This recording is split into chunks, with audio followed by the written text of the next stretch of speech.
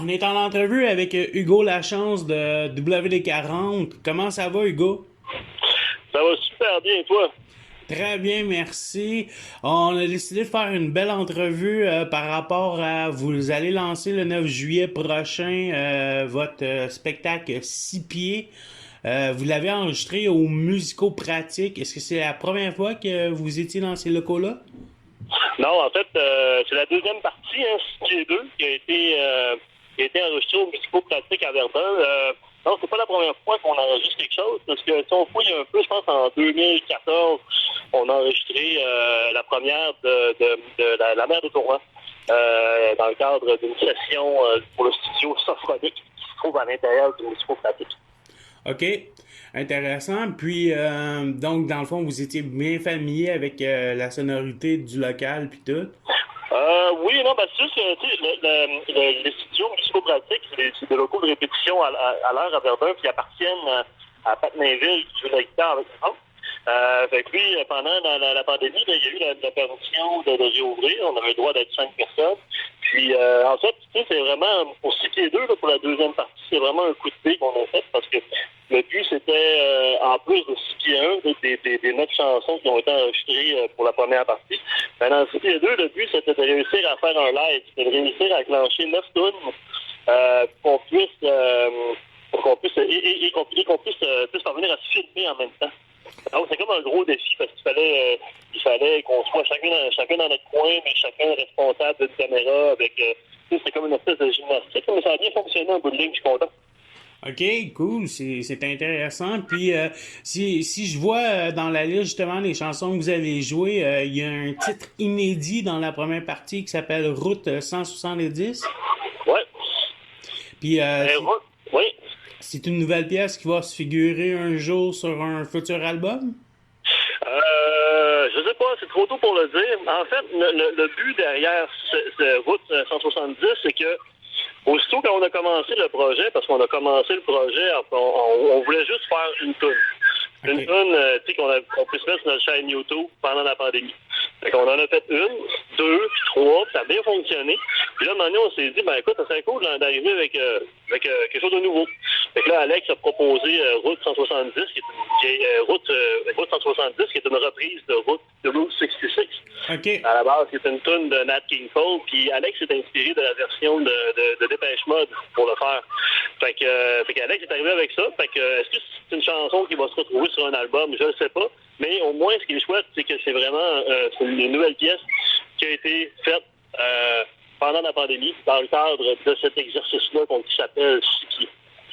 Intéressant. Puis si on regarde grosso modo là, le set ben dans le fond vous jouez 18 tunes en tout, mais vous le séparez en deux sets, puis vous allez piger dans à peu près presque tout le répertoire de WD40. Oui, exactement. C'est ça. Le projet Siki, en fait, c'est ça. On a commencé par une tonne, puis deux, trois, etc. Puis, donc, on a fini par enregistrer la première partie, qui est Siki 1. Mhm. Puis, c'est 9 chansons qui ont été enregistrées chacun chez nous. Fait qu'on, avec Siki 1, ce qui est cool, c'est qu'on pénètre un peu dans notre intimité, dans le fond, dans notre univers personnel, parce qu'on est dans nos maisons, dans nos locaux, des trucs comme ça. Tandis que Siki 2, là, c'est une capture de 9 autres chansons qui ont été faites ensemble cette fois-là. Puis justement, c'est toi qui es à la réalisation et au montage par rapport à ça. Oui, oui, regarde, oui, parce que moi, moi, je suis enseignant au secondaire dans la vie. Puis ma deuxième passion, c'est de faire de la musique. Puis aussi, j'ai étudié en art numérique et tout et tout. Fait que là, j'ai fait des vidéoclips pour le groupe aussi. J'en ai fait plusieurs. Puis, fait que ce projet-là, je l'ai pris sous mon aile. J'ai décidé de réaliser ça. Mais c'est une idée qui n'aurait pas pu être possible sans la part des autres gars. Parce que les gars, ils ont vraiment embarqué à 100%. C'est assez complexe à gérer, à orchestrer, puis faire le montage, mixer les pistes vidéo avec les pistes audio. C'est un gros projet, mais ça a bien fonctionné parce que les gars ont embarqué à fond. Fait que ça a été vraiment un plaisir de faire ça. Est-ce que c'est un projet qu'un jour vous auriez peut-être envie de sortir sur DVD? Ben écoute, s'il reste encore des DVD. Non, mais en fait, ce qui va arriver là-dedans, c'est que c'est un projet qui n'aurait pas été possible sans la pandémie. Tu sais. On n'aurait pas poussé là s'il n'y avait pas eu la pandémie. Puis c'est ça qui est le beau là-dedans, parce que chaque groupe, il y a beaucoup d'artistes qui ont fait des lives. des prestations en direct sur Facebook, YouTube, tout ça. Ouais. Nous autres, on pouvait pas le faire parce que c'était compliqué. Fait que nous autres, on s'est dit, écoute, on va bénéficier du montage. Tu sais, on est allé par une autre stratégie, mais c'est tout du contenu qui a été fait pendant la pandémie. Puis, qu'est-ce qui va arriver avec ça? C'est que là, évidemment, on le présente le 9 juillet sur isoloir.ca. Fait qu'on va essayer de le vendre au début. Puis après, ben, on verra. Si on est capable de le faire voyager encore, ce show-là, on va le faire. C'est sûr qu'il va sûrement finir sur notre chaîne YouTube à un moment donné. Mais le but, c'est d'en faire profiter le plus au monde dans la situation où est-ce qu'on est. T'sais. Fait que tant que les shows sont pas... Tant qu'on n'a pas la permission de faire des shows, on va essayer de pousser le projet Six-Pieds le plus loin possible. Puis dans toute le setlist des 18 chansons, t'as-tu, toi, personnellement, des tunes préférées que t'adores pour plus jouer qu'un autre?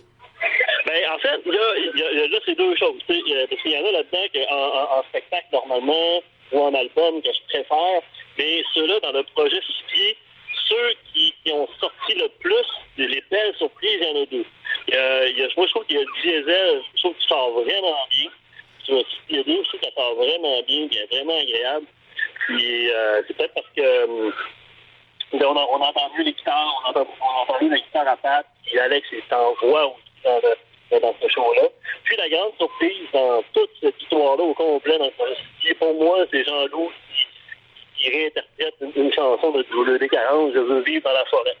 Quand j'ai reçu ça, j'ai ouvert mon ordinateur, j'ai téléchargé le fichier, j'ai écouté ça, j'ai fait « Wow, c'est vraiment cool » parce que Jean-Loup est tout seul à la guitare, chez eux, puis il chante « Je veux vivre dans la forêt », puis il en fait une autre interprétation. C'est vraiment bon. Et ça, c'est mon coup de cœur du projet. Ben moi, personnellement, c'est une de mes pièces préférées aux frontières de l'asphalte. Je veux vivre dans la forêt, fait que... C'est magnifique. Ça va me faire très plaisir de l'écouter quand le spectacle va sortir. Et puis, on rappelle que c'est le 9 juillet que vous allez sortir ça sur isoloir.ca. Puis les billets sont présentement disponibles au coût de 10 $. 10 $, ouais. 10 $, puis là-dessus, ce qui est bien avec la plateforme isoloir.ca, eux, ils conservent seulement 10% du prix des billets. Donc, il y a 90% qui revient à l'artiste.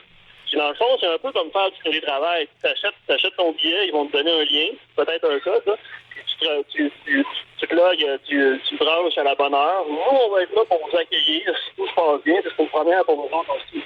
Mais moi et Alex, on va être là sur le site, un peu comme une séance de télétravail, on va être là pour vous accueillir, on va présenter le show, puis après, on va répondre à vos questions.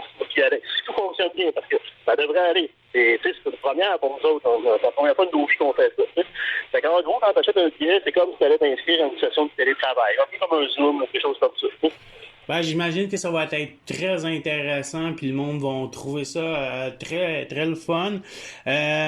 En terminant, comment WD-40 a vécu justement le COVID? J'imagine que vous aviez quand même hâte de faire des spectacles.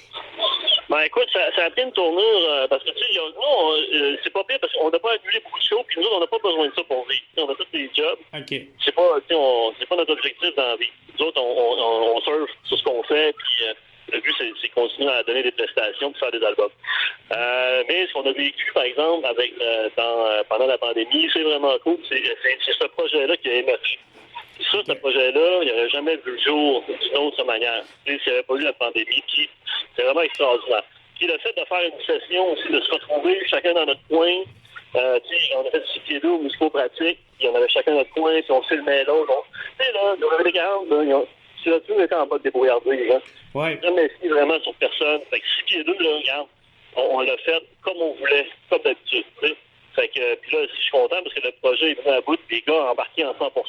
Fait que c'est fait que nous, la pandémie, en tant que band, on a réussi à faire ce spectacle-là. Deux, ben écoute, on a trouvé une nouvelle façon de travailler.